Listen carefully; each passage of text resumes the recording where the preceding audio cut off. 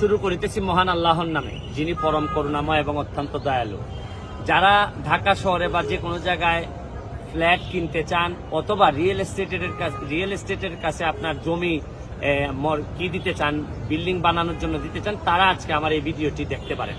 কারণ আমার পিছনে যে লোকগুলা দেখতেছেন, এরা নিজের জমি রিয়েল এস্টেটের কাছে দিয়ে এখন তারা জমি তো গেছেই, নিজেরা ভাড়াটিয়া বাসায় থাকেন এবং দিন দিন তারা নিচের দিকে নামতে নামতে প্রায় পথে বসার মতো অবস্থা।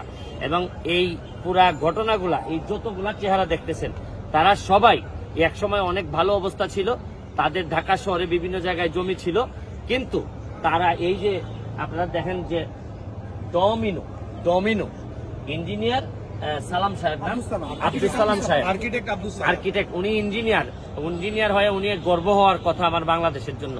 কিন্তু উনি কি করছেন, উনি সারা এই ডমিনো নাম ধারণ করে রিয়েল এস্টেট কোম্পানি করে মোটামুটি বেশিরভাগ মানুষকে পথে বসাই দিচ্ছেন। আবার ওনার ভাই কিন্তু আমাদের সংসদের একজন সংসদ সদস্য। আমি আচ্ছা, আমার যেহেতু কলিগার নামটা বললাম না, এখন এই ডমিনোর আপনাদেরকে একটু ঘটনা শোনায়। আপনারা যারা ফ্ল্যাট কিনতে চান, অনেক টাকা পয়সা রেডি করছেন, বড় বড় ফ্ল্যাটের মালিক হবেন বা রিয়েল এস্টেটকে দিয়ে অনেক ভালো কিছু করবেন, তাদেরা একটু ইন্টারভিউটা শুনে নেন। বন্ধ করে দাও। হ্যাঁ, আচ্ছা, আপনারা এই যে যারা আছেন একজন একজন করে জিজ্ঞেস করি, আপনারা এই ডমিনোর কাছে জমি দিয়েছেন কত বছর আগে? আমার প্রায় 14-15 বছর হয়ে গেছে। কোনো কিছুই করে না? কোনো কিছুই করে নাই। আমাদের সাইনিং মানিটাও আমরা পাচ্ছি না ঠিক মতন, আমরা ভাড়া থাকতে হচ্ছে। যেখানে আমাদের ঢাকা শহরের মতন জায়গা, আমাদের নিজের জায়গা ছিল, এখন ভাড়াইতে উপাধি আমাদের হয়ে গেছে। এখন কতজন এইরকম ওর কাছ থেকে এই ডমিনো থেকে বিক্রি হয়েছে? আমার জানা মতে 53টার উপরে, 50+ মানে এইরকম ল্যান্ড ওনাররা পথে বসাই দিচ্ছেন। আপনার কতজন? 11তে। এখন কি এই জায়গা কি এইভাবে পড়ে আছে? এইভাবে না, আমাদের তো 5টা বিল্ডিং, 5টা টাওয়ার, তো এখন 9টা ছাদ ঢালাই বাকি।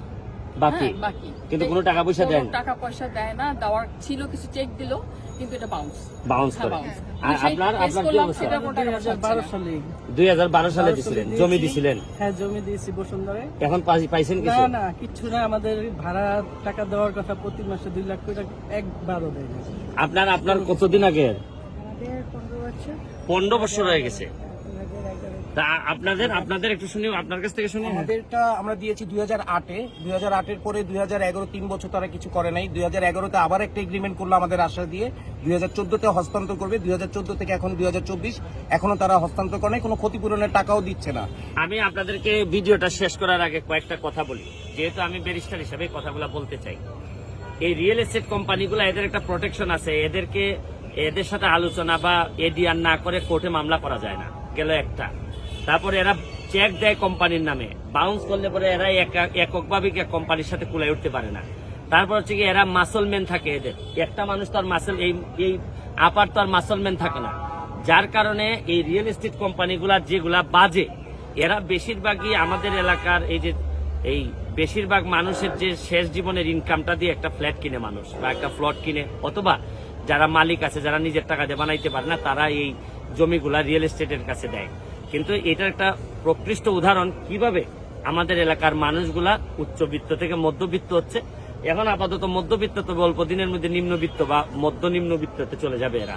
তা আমি সরকারের কাছে দাবি জানাবো, এবং আপনারা যারা ফ্ল্যাট কিনতেছেন বা যারা এই রিয়েল এস্টেটের কাছে দিচ্ছেন বিভিন্ন, তাদের ব্যাপারে খবর নেন। কারণ এদের চেহারাগুলা দেখে বুঝেন, যদি মনে হয় যে ভবিষ্যতে এইবার আইসা আবার সুপ্রিম কোর্টে এইভাবে দাঁড়াইতে চান, তাইলে না বুঝে দিয়ে দিন।